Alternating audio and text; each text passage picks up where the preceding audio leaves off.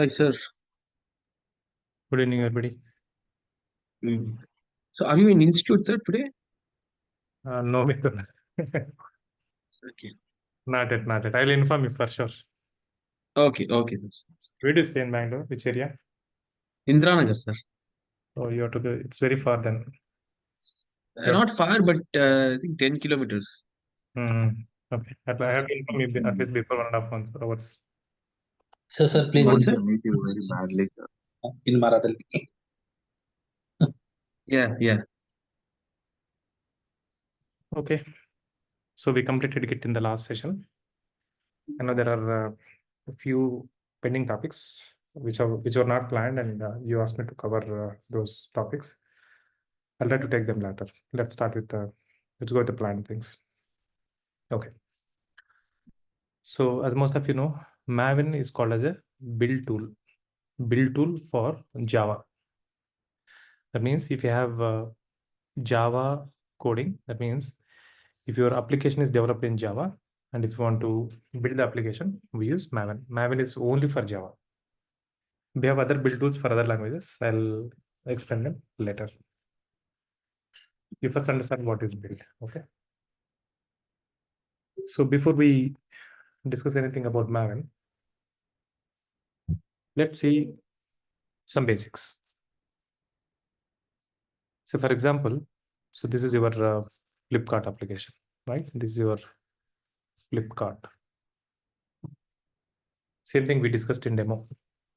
So I'm assuming everybody gone through the demo, but that's okay. If you have not gone through it, I'll explain it again in detail today. So assume that you have a Flipkart, and Flipkart has 100 developers. So for interviews, Maven is not very important, but if you want to, understand DevOps from scratch at a core level, Maven is, kind of a building block for DevOps. So if you don't understand Maven, you don't understand DevOps at all. So it is that important for us to work in real time. So try to focus. Flipkart has 100 developers, right? So what do developers do? Developers write code for application. They write the code either in Java, C or C++, or .NET, and so on. Kind of programming languages. Assume that Flipkart is developed in Java. Okay. So a developer in Flipkart writes code something like this. For example, developer wants to create a login button. Okay. Developer wants to create a login button. You go to any website, you see login button, right? So developer writes this particular Java file to create this particular login button. So developers write some code, right? So if you want to generate or create this login button, you have to write some code, correct? Developer writes something like this: button bt is equal to new button bt dot create, something like this. Okay. As a DevOps engineers, we don't write a single line of Java code. So whose responsibility is? Developers. Okay. Done. So you write some code. The expectation is you execute this particular code has to create a login button as an output for you. This has to give login button. That means this code has to create a login button for us, correct? But we cannot directly execute this code. No, because this is in plain text. It's in text format. In other words, we call it source code. What is it? Source code. Source code means text, whatever we write. So machines cannot understand what is this BUTTON and all the stuff. No. So since machines don't understand the text, we cannot execute the Java program directly. Remember, Java programs always end with .java extension. So we cannot directly execute this code because machines don't understand. What languages, what language machines understand? Can somebody tell me? Binary language, sir. Binary. Binary, yes. That means, say, we have to write the code in binary, right? Binary means ones and zeros, correct? Is it possible for us to write the code in ones and zeros? No. It's very difficult to write the code in ones and zeros, right? As humans, we don't understand, we're not comfortable with binary. For example, assume that in some Java program, you have to write something like this: C is equal to A plus B. You're writing the logic for adding two numbers. C is equal to, say, for example, 10 plus 12. Machines don't understand 10, 12, and all the stuff. It understands only binary, ones and zeros. So we have to convert this into binary. If you want to add two numbers, we have to convert. For example, 8, 4, 2, 1. 8 plus 2, 10, 0, 0. 1, 0, 1, 0. 8 plus 4, 12, 0, 0. Plus 1, 1, 0, 0. Again, you have to convert this plus to binary, equal to binary, C to the binary, and things like that. So that's how you have to write the code. See how difficult it is for us to write the code in binary. We are not good in binaries. So there is a problem, right? We understand, as humans, we understand plain text, right? Machines don't understand and then cannot execute it. At the same time, whatever mission requires, right, we don't write. We cannot write the code in binary. So that's the reason what we do. To bridge this particular gap, right, we compile the program using something called compiler, language compiler.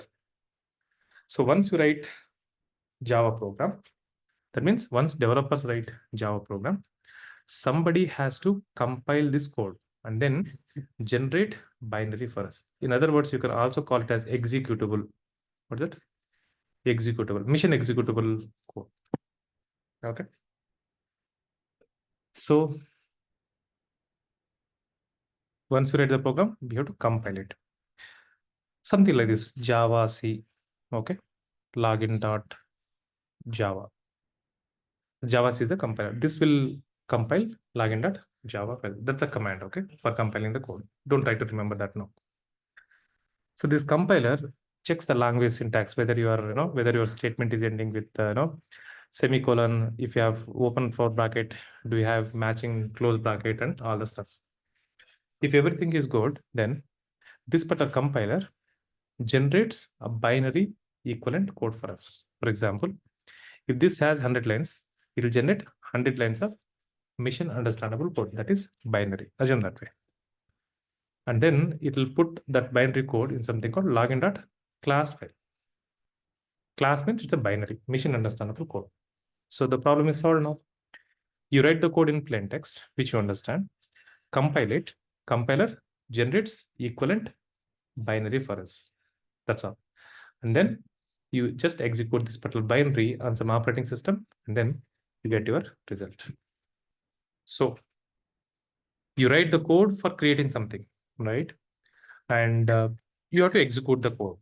So before you execute the code, what you have to do? You have to generate the binaries. We execute binary and then only we get the result. So we don't execute the source code. So that's how Java language is designed by nature. Okay. So we are talking about only one .java file, right?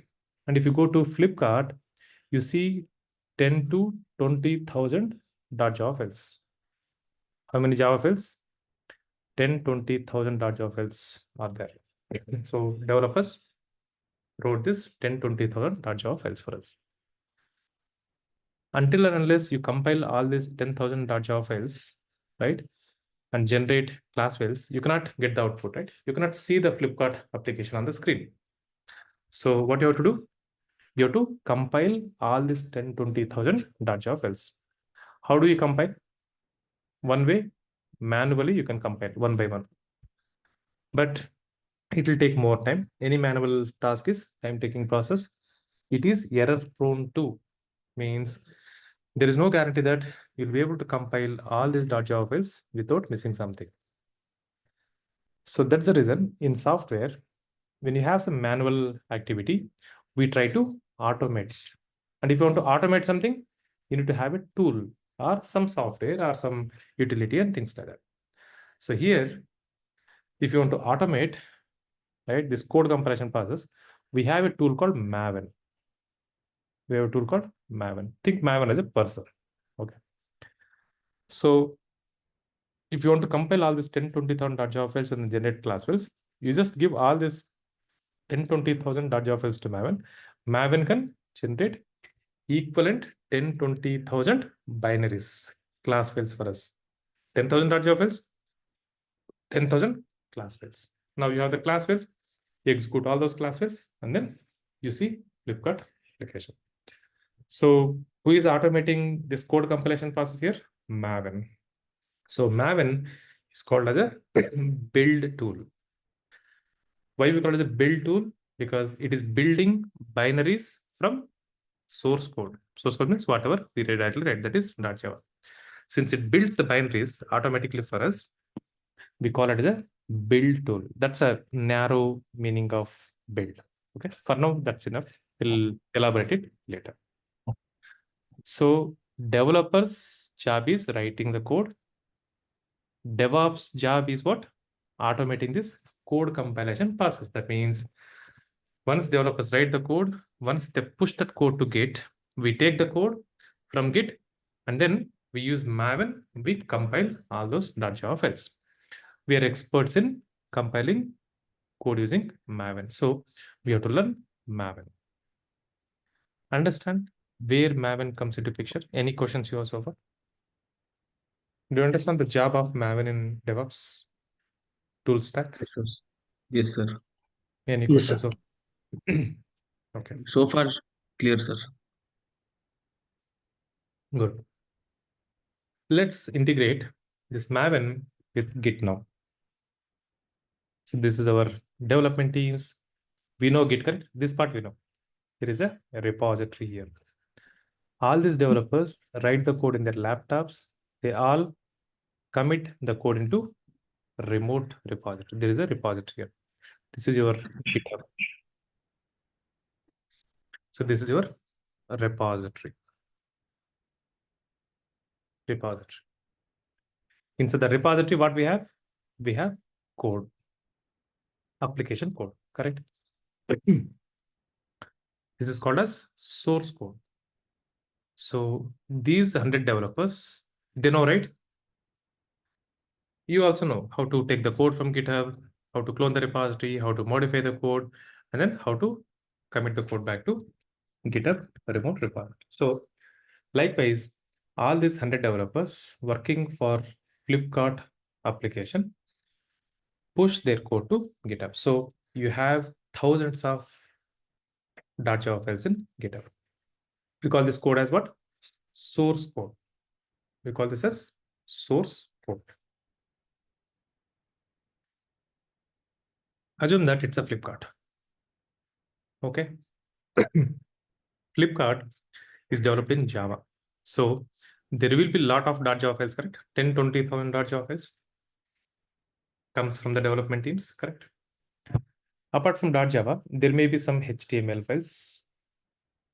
HTML files are required for creating Flipkart application.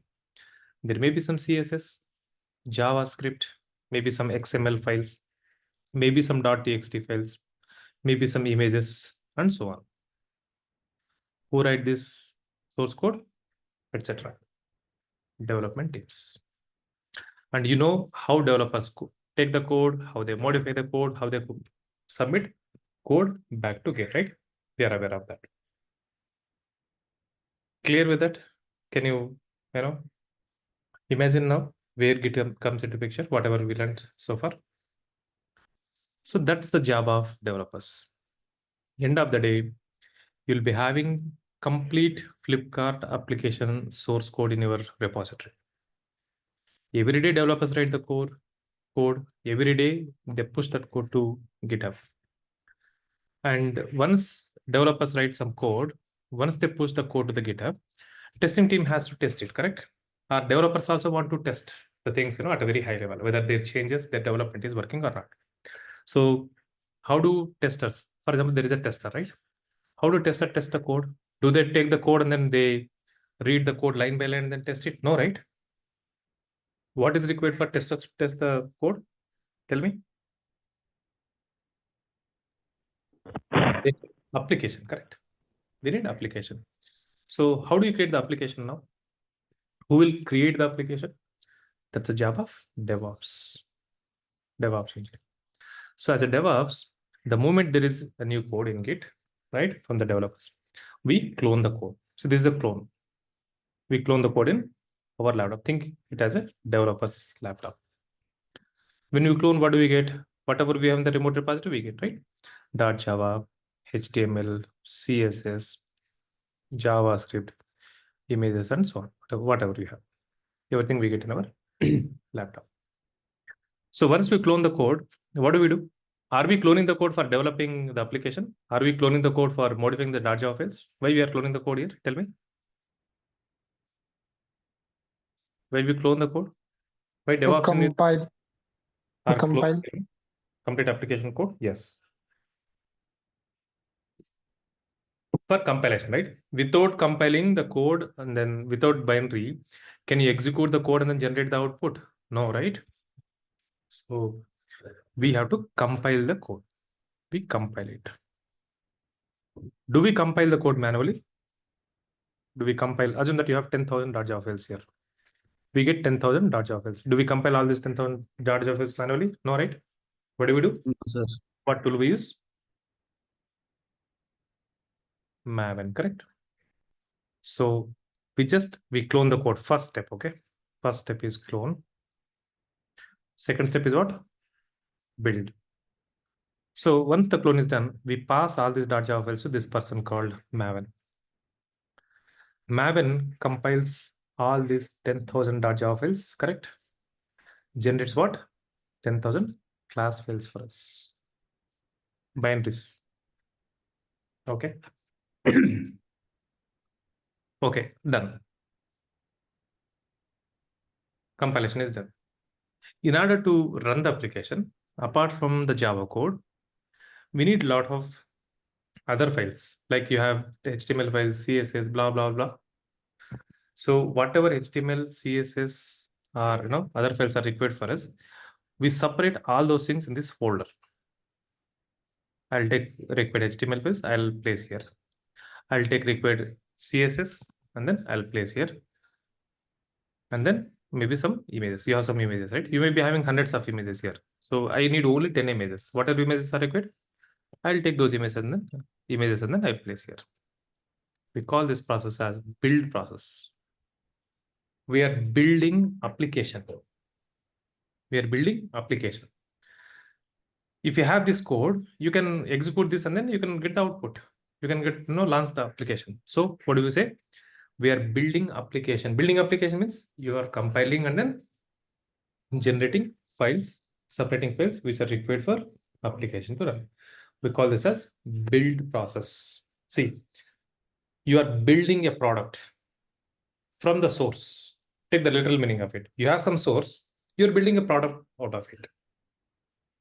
You have sand, you have some iron, you have bricks. That's a source, correct? You're shaping sand, iron, and things like that, and then you're creating a product, right? A building, for example, right? That's a product, right? Same thing here. This is a source.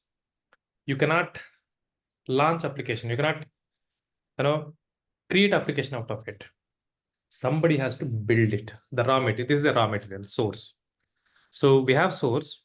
We are compiling it. We are shaping it, to a different, form, right? That's what we do, right? We have sand, bricks, and things like that. We shape and then only we create the product, right? So we are, taking the source, we are transforming the source into the binary in this case. This is software, right? And then we have some final product, right? So you have the binaries. Once you have the binaries, you just execute this binary, you get the application. So if you want to create the application, you have to build the source code. Without building, you cannot create the application. So we are building applications. We are building what? Applications. I think I gave this example in the demo class also. No, long back when I joined as a DevOps engineer in my first company, that as a fresher. Earlier, DevOps used to be called as build and release engineer. My designation was literally build and release engineer. There was no term called DevOps those days. It was build and release engineer. So what I used to do, I used to take the code, I used to compile, and then I used to build it. Then, so once we build the code here, we compress it, okay? And then we create something called flipkart.bar file. We call it as a web archive. Web archive. Remember, now it's time to remember everything, okay? In Devo, I would have told you not to remember everything. Now try to remember. Web archive.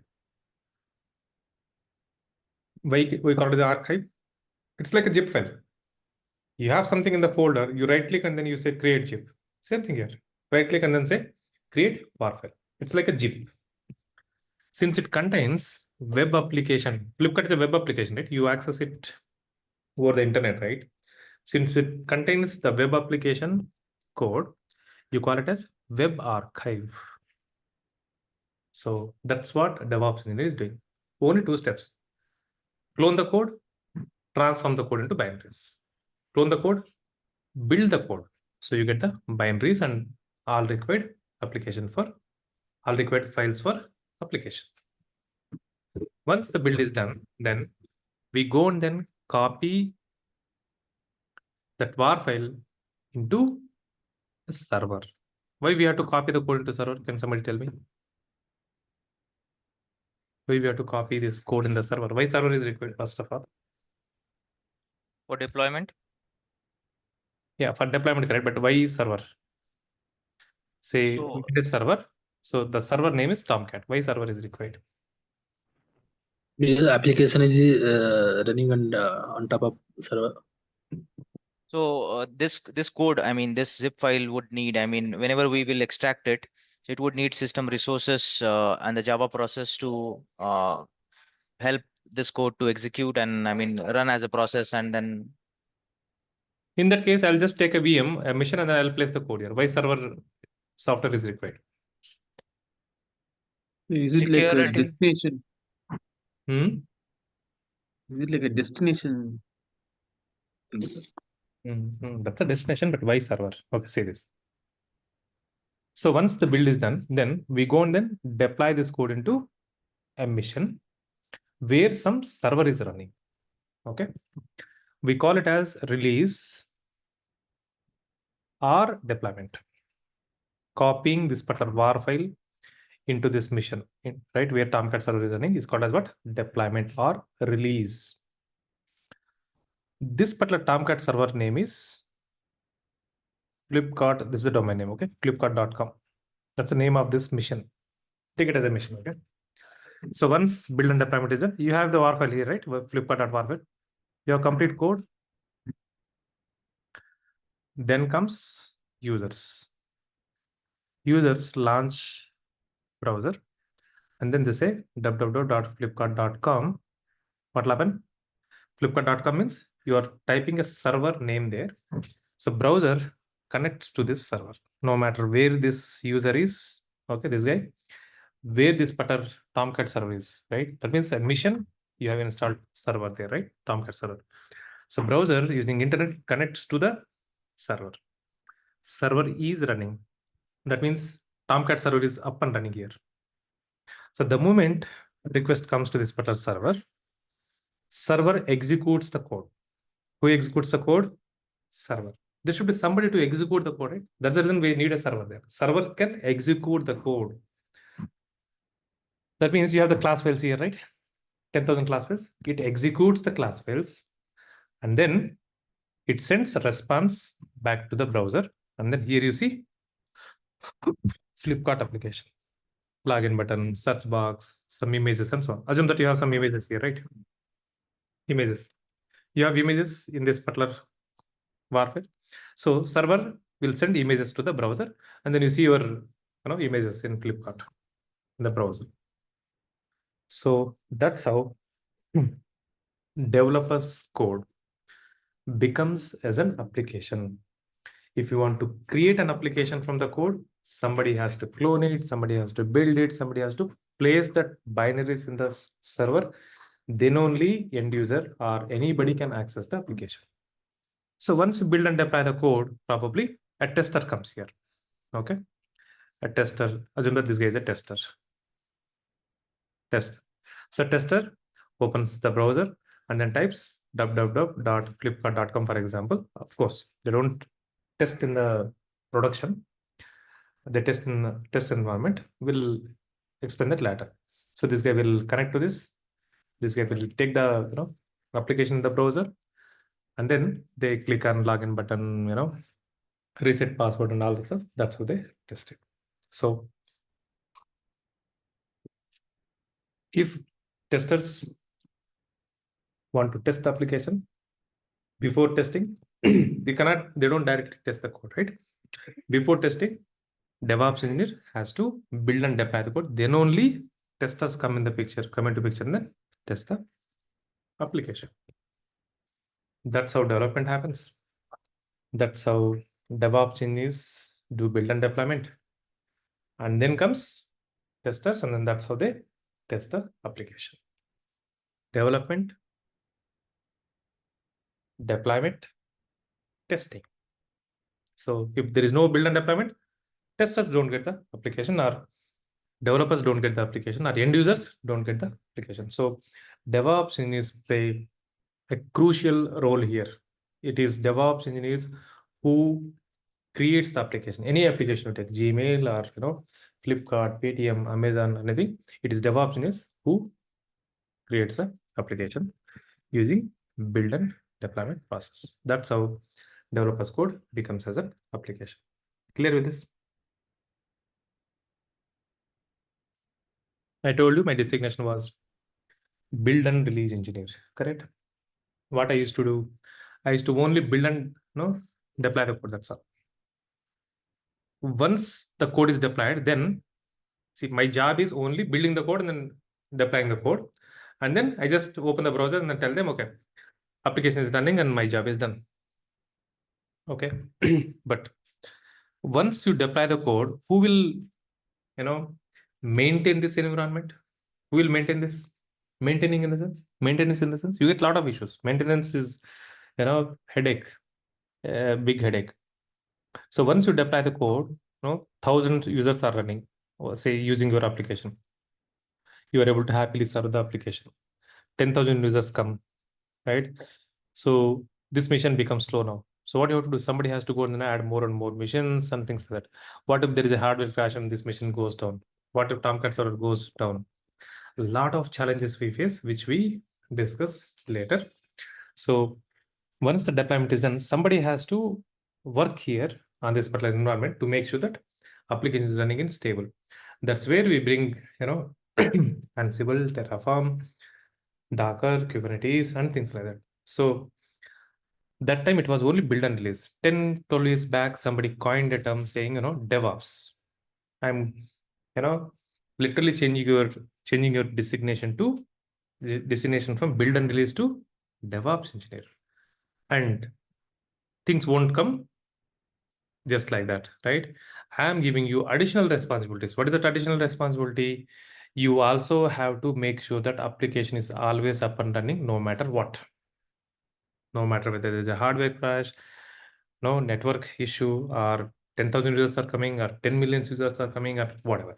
So you have to handle it. So that's where they brought some tool in the in DevOps stack, and then they asked build and release engineers to upskill, learn these tools, and then become DevOps engineer.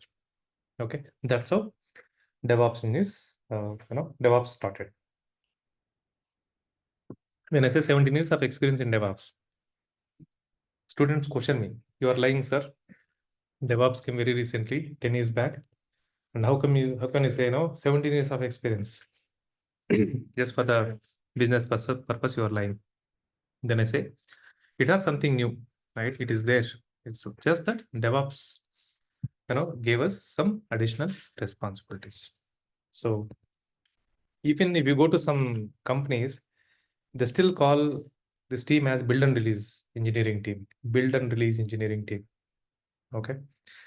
And some companies do maintain two separate teams, build and release team and then DevOps team. It's not true, right?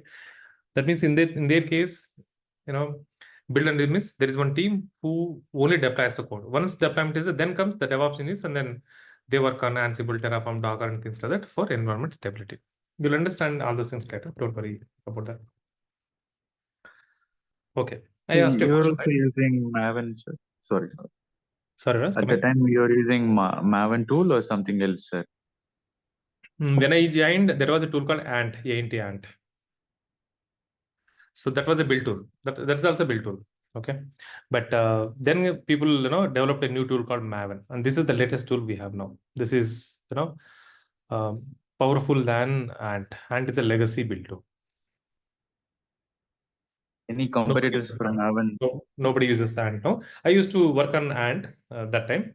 Maven, I think when I joined somewhere around 2007, I guess, Maven version was 1.0, and that was, flop show. So it was having a lot of bugs, and then people blasted, the Apache Maven saying, this tool is not going to work and blah, blah, blah, and stuff like that. I think with the 2.6, it became very popular because 2.6, I think it was the most stable version.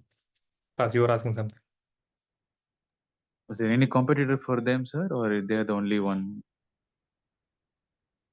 Ant was there in open source. Okay. Ant was there. Both are open source only. There is another tool called Gradle. Okay. Gradle. So Gradle is also built tool like Maven and Ant. But Gradle is not user friendly. So in Gradle, you have to write something called groovy code. It's like a Java. So since it involves coding, people usually don't like Gradle. But there was huge competition between Ant and Maven, but Maven came up with a lot of features. So today Maven is the best tool. Gradle is also there, but very less companies use that. And there was no competitor for Ant. Ant was the only user-friendly tool, exists those days. Gradle was there, but people usually, don't use Gradle that time. With that, say for example, have Java code in your application. You can use Ant as a build tool. You can use Maven. You can, if you want me to compare Ant versus Maven, I can compare, okay, at the end. Now, if I compare, you don't understand because you don't know at least one, right? If you know one, then only you can compare. Otherwise, you don't understand. And there is one more tool called Gradle, Graddle. So Maven is very popular. Ant is very old. Nobody uses. People are using Gradle, but it's not user-friendly. Then people don't prefer it. Assume that you are working for an application where you have C++ code. If it is C++, and if you want to compile C++ code, there's a tool called make, M-A-K-E, make. You have .NET code. Your application is developed in .NET. There is a tool called MS Build. And there was a legacy tool called Enant. Ant for Java, Enant for .NET. Ant for Java and Enant for .NET. So today we use make and then MS Build for .NET. For Java, it's Maven and Gradle, mostly Maven. These are the build tools we have for different programming languages.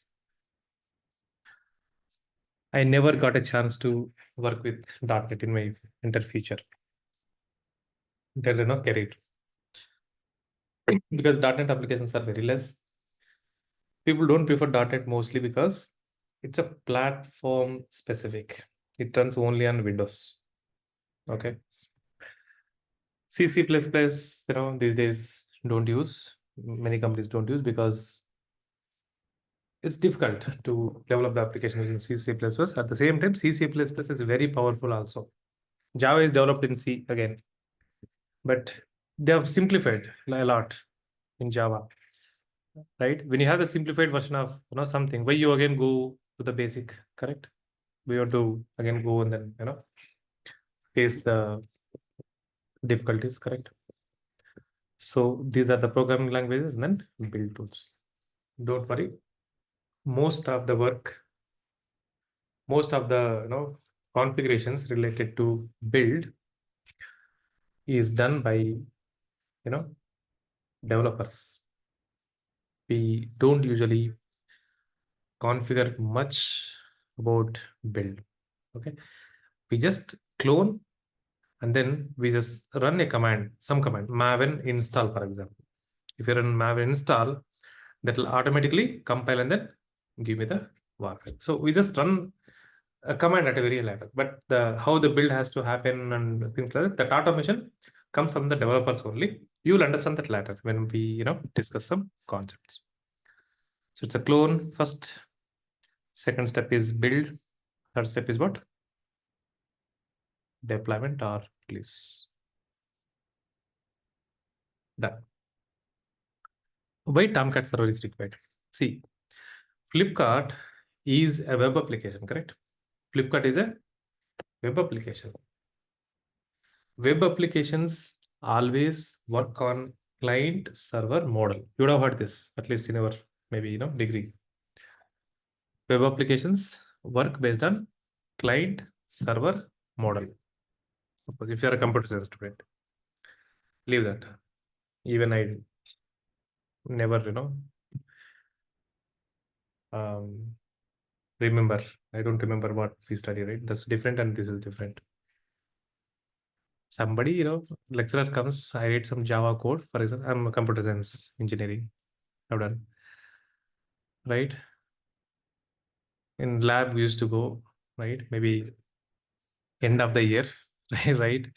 So they give, usually that's what happens, right? They give some program in the lab. If you don't know, we can exchange, right? 2-3 times, I think, we get some chances. And then we would have mugged up something, right? We compile it. We don't know why we are compiling it. All that we know is what I know, at least. Let me not say why we. So I know only, okay, if I compile, it'll give me the errors. It'll give the errors, language errors. If there is syntax and syntactical errors and things like that. That's what I knew that time.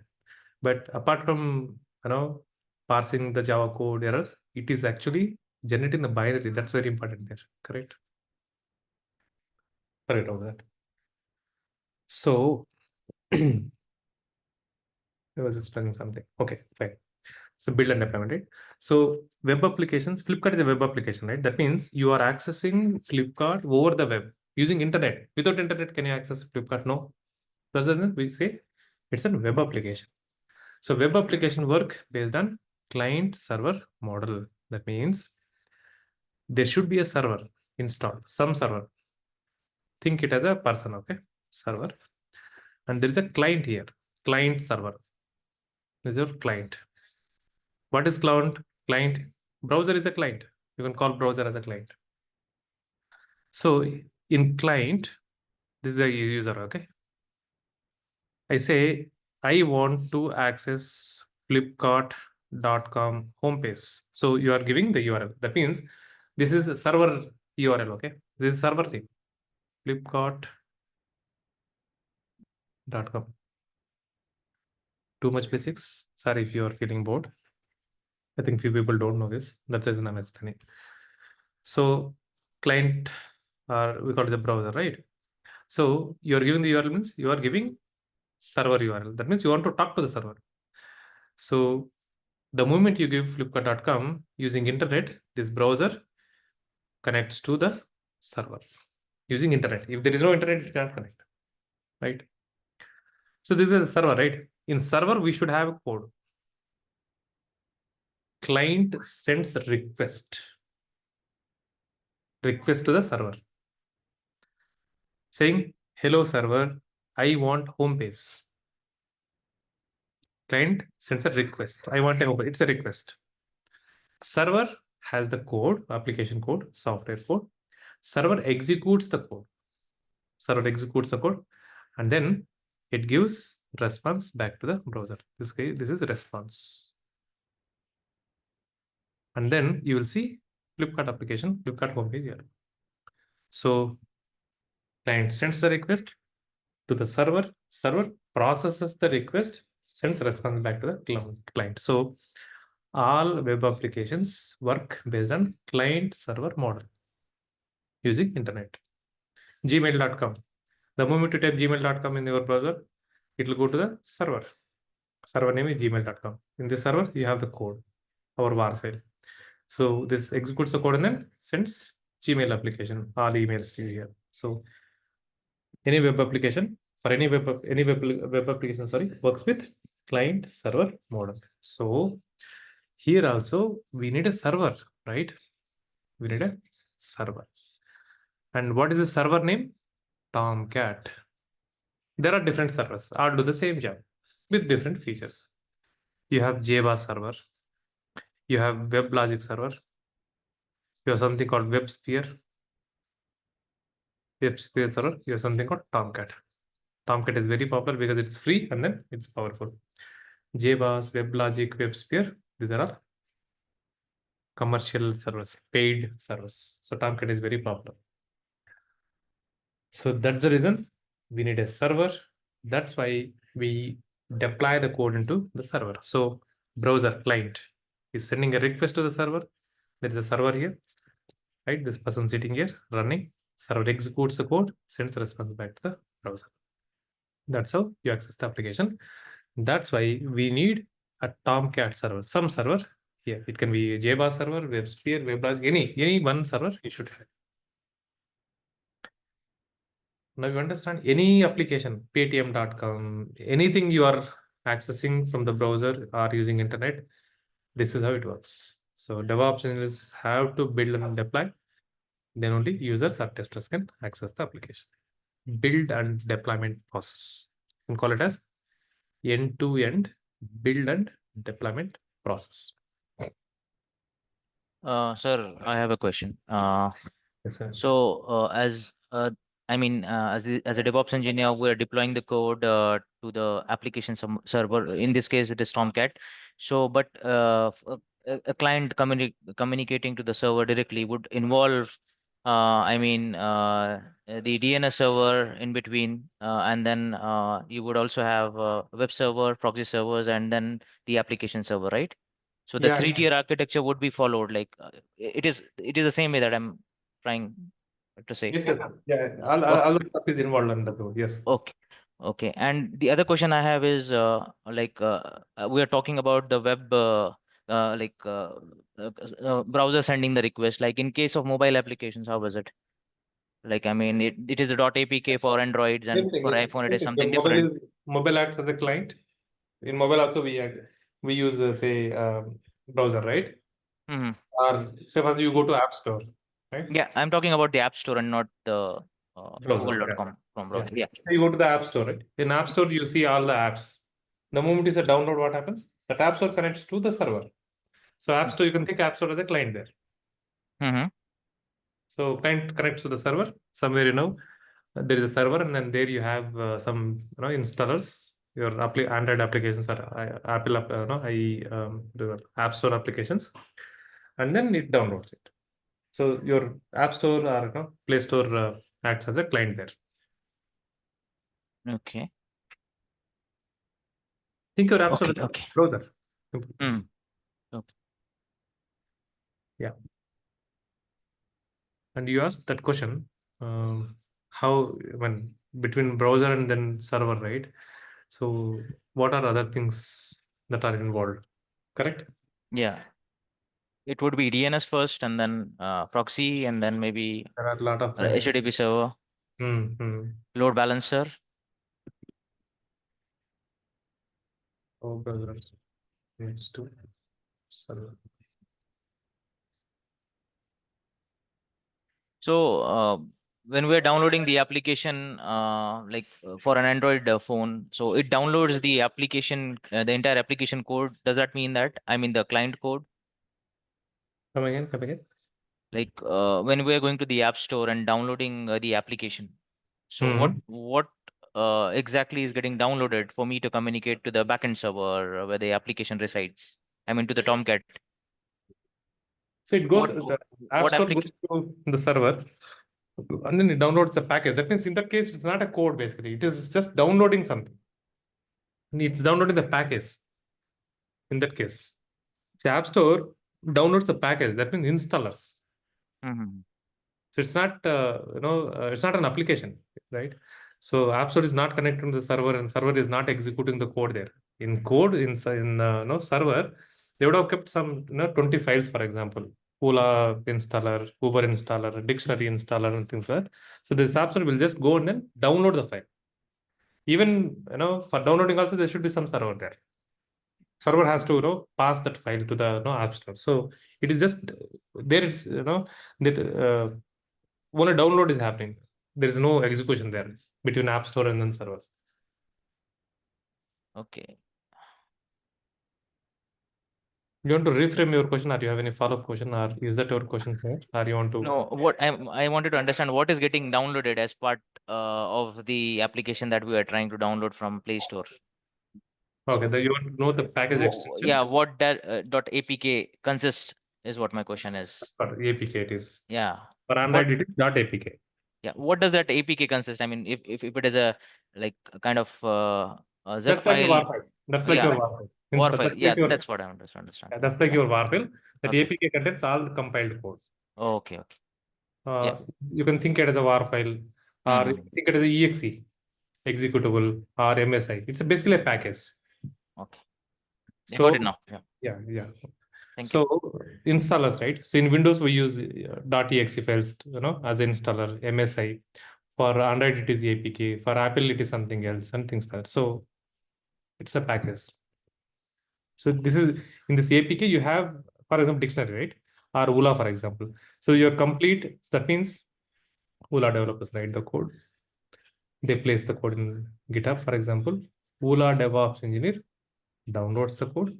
ULA DevOps engineer compiles the code, right? And then creates this .apk. APK only, right, Samir? Yeah. For Yeah. Android? Correct. Okay, Yeah. for example, they say ULA.apk.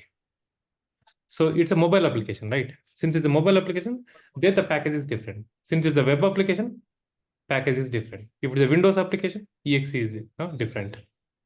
Or if it is MSI, if it is a standalone, if it is not a web application, then we create exe MSI. So once ULA DevOps engineer builds the code, right, you get the class files and things like that, right? So they place that all those class files and everything in the APK, .apk file. So .apk is the one which runs on Android. WAR you cannot execute WAR file on Android OS. So that's how Android is designed. So they said, boss, you have to create APK for us. So we create the APK, and then you download the APK in your mobile, and then you execute it. Okay. Understood. One last question. Like we have .var. What if we have .er? Like would it support, or it has always to be a .var file? ER is collection of WAR files. In ER, you can have multiple WAR files. Okay. So .java, we compile and then get .class. Okay. We combine all the class files and we create something called jar file. We combine all the jar files and create something called var file.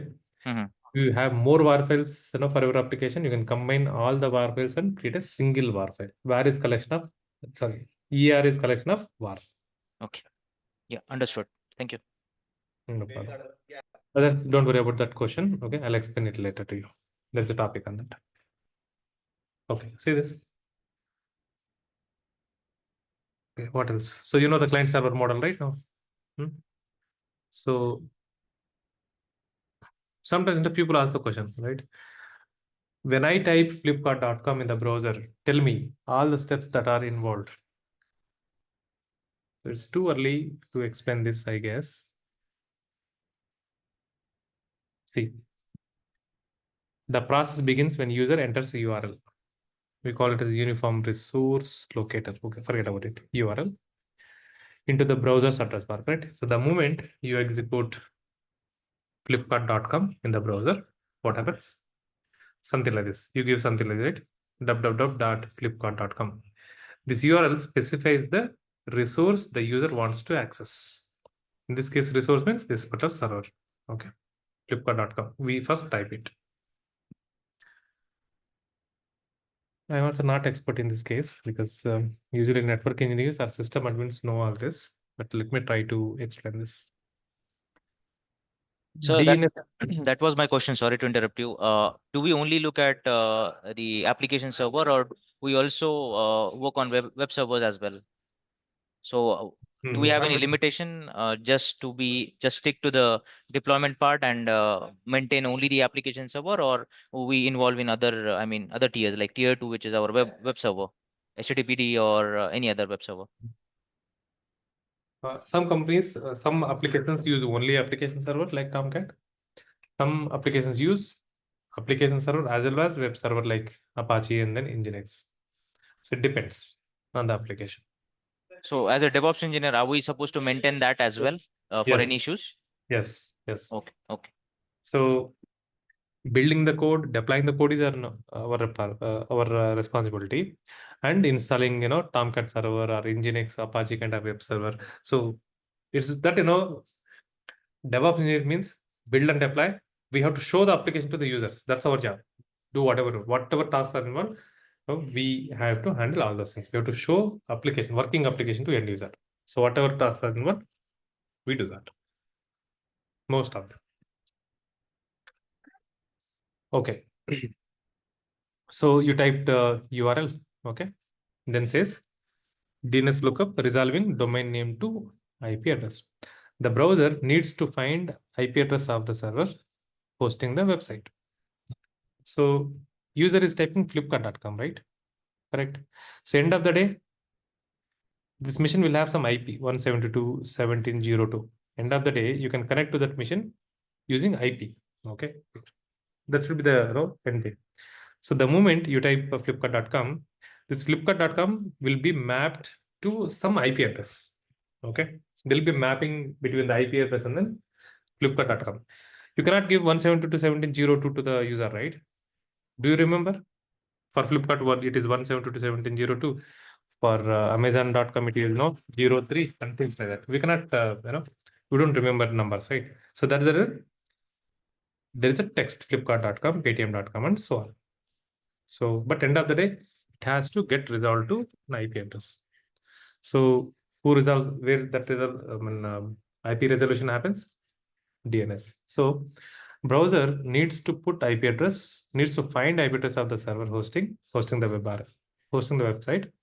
This is done through DNS lookup. The browser checks if it already has the IP address cached from the previous visit. If not, the browser sends DNS request to the DNS server asking the IP address corresponding to the name. So, for example, you already had accessed Flipkart.com before. So browser would have that IP, okay, because it already accessed, right? So it stores the IP address. It will check if the matching IP, right? If IP which is associated with this particular Flipkart.com is available here or not. If it is available, it will use it. If it is not available, there is something called DNS server. Okay, here you will be having mapping. This is Flipkart.com, and then this is your IP address. So browser will connect to the DNS server, and then it will get the IP address equal to that domain name, that is Flipkart.com. DNS server responds with the IP address of the server, allowing the browser to know where to send the request. So for user, it is just a domain name, right? Flipkart.com. So if you had already accessed the application, you would have the IP address stored in your browser. Assume that you are accessing first time. What will happen? Browser connects to the DNS server. Okay, here there will be mapping. If this is the URL, this is the IP address. So it will get the IP address, and then finally it will use that IP address and then connect to that machine. So you can, browser needs an IP address end of the day, not just a name. So that's how. So when you type, it will basically finally get the IP address from the DNS server. So in DNS you have those mappings. Then TCP protocol is used to establish a reliable connection between the browser and the server. Here is the process. Then there is something called transmission control protocol. Okay, so browser has to establish the connection with the IP address, right? So it uses the TCP protocol. Again, a lot of networking things are involved there. I think it's an application layer. So the browser sends a TCP connection request to the IP address. The server responds with a packet to the the client. The browser sends acknowledge back to the server, completing the three-way handshake and establishing.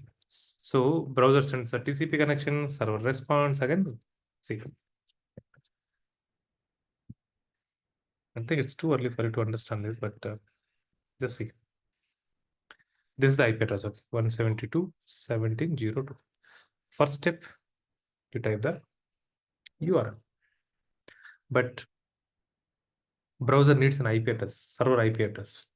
So what browser will do? It will connect to the DNS server. DNS. Here, Flipkart.com is there will be an IP address 172.17.02.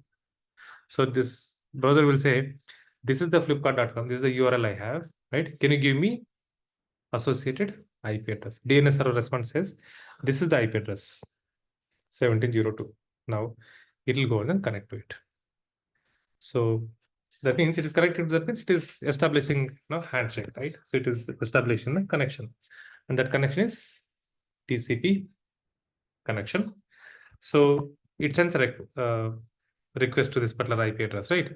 Browser says, okay, boss, okay, you are connecting to me, I am alive. It will send some data packet to this browser saying, okay, I'm alive. If browser is receiving this packet, it will send some sample data. Is receiving the data means what? This guy is alive. You are getting response means the person is alive there, right?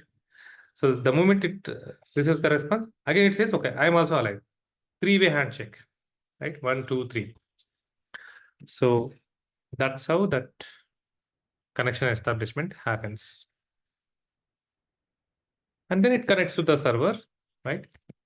Connection happens and application server executes the code and then it sends response back to the browser. That's how it works. I think there is one more option here. There is one more step. What is this? To improve performance, the browser may cache certain elements like images, CSS, or JavaScript files locally. This reduces the need to refetch resources for future users to the same website. That's not part of this question. Leave it.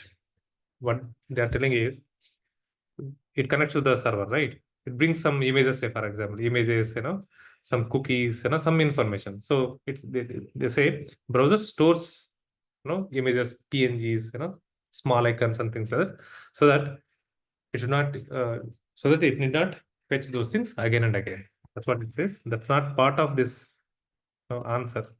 So don't mention this. Summary. Type the URL, talk to the DNS server, and then get the IP address of equal to that URL. Establish the TCP connection to the server, and then three-way handshake, three-way, three-way handshake, you can say. And then server executes the code, then sends request, sends a response back to the server. These are the steps. Samir? Yes, clear to me. Yeah, thank you.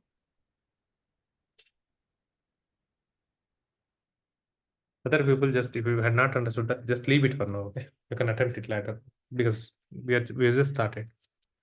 Looks like Samir already has some working experience with all those things. So, okay, so that's a build and deployment, right? Let me open Maven notes.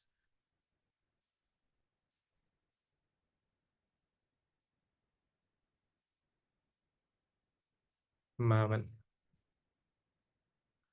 So this is what we discussed. Java application build and deployment end-to-end process.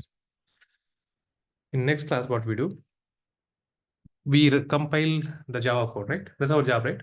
One of the primary jobs. We compile the Java code, right? So we compile the code using Maven, right? But since you will become, since we work in real time, mostly with the Java, I want you to see at least, how the Java program looks like. So I'll write a simple Java program I'll compile it and then I'll show you the class file.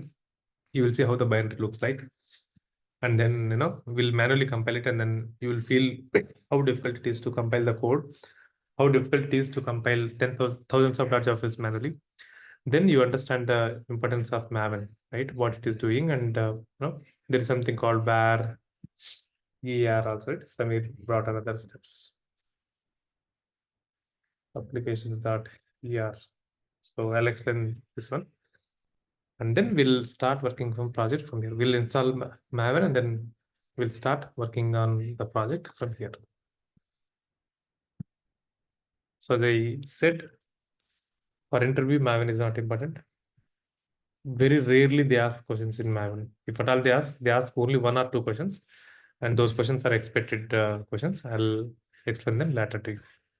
But for understand the real DevOps, Maven is the core, very important. So just try to focus, and if you have any questions, you can ask. Keep asking the Sir, I questions. have a question. I have any confusions? Yeah, Mike, please. Yeah, sir. So, what is the scope for build and release engineers in today's market, sir? No, it very rarely companies recruit build and release. Most, all companies migrated to DevOps, but still very few companies have build and release. I would say very less opportunities for build and release only. That means Git, Maven, Jenkins. Okay. So currently, so which is like most trending, sir, like in the market where DevOps, obviously. That's a okay. In that latest. any specialization?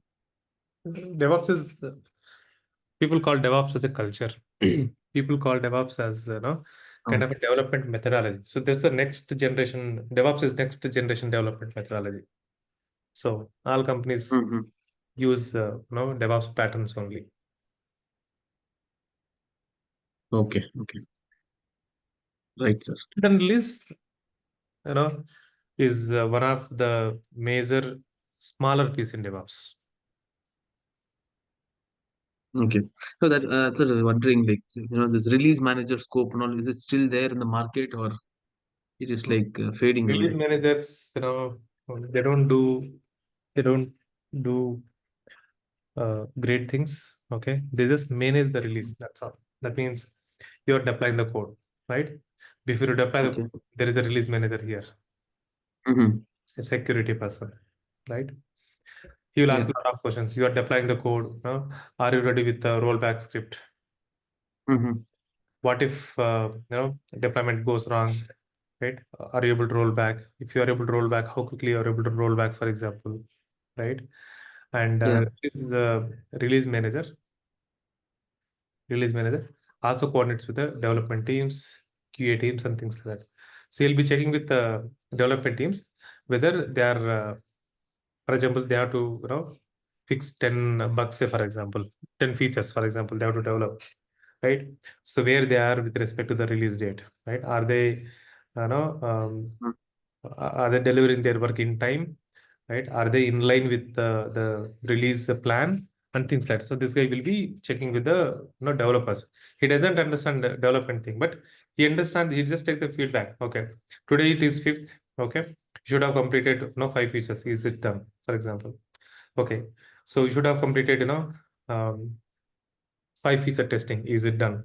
Okay, tell me the results, right? If it is results are good, then I will ask DevOps engineers to deploy the code. It's like a coordination job. So basically, release manager's job is to make sure that all teams are working, in a collaborative environment, Flying. are on the same page, and releases are happening in time as per the schedule. And this guy is kind of another, Scrum master, and then kind of a coordinator, you can say. He's not, So it's like very technical. he's mostly doing the governance job. Yeah. He's governing the environment.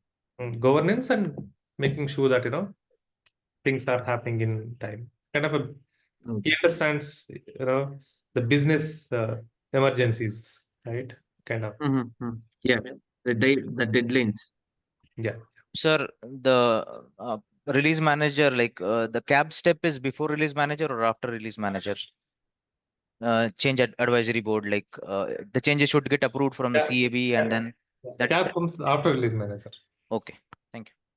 Ask this question, Samir. I want to elaborate this for others. Now it's already 9:15. Bring this question tomorrow. I'll Oh. elaborate. Okay, thank you.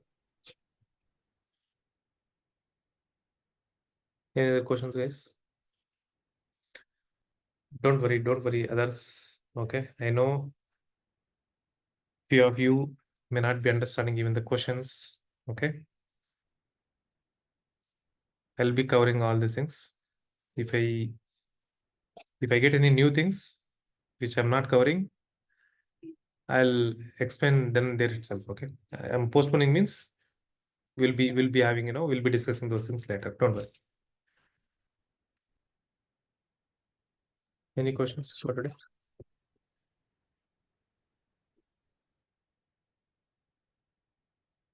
Okay, getting late for another batch. Thank you. Good night. Thank you. Good night.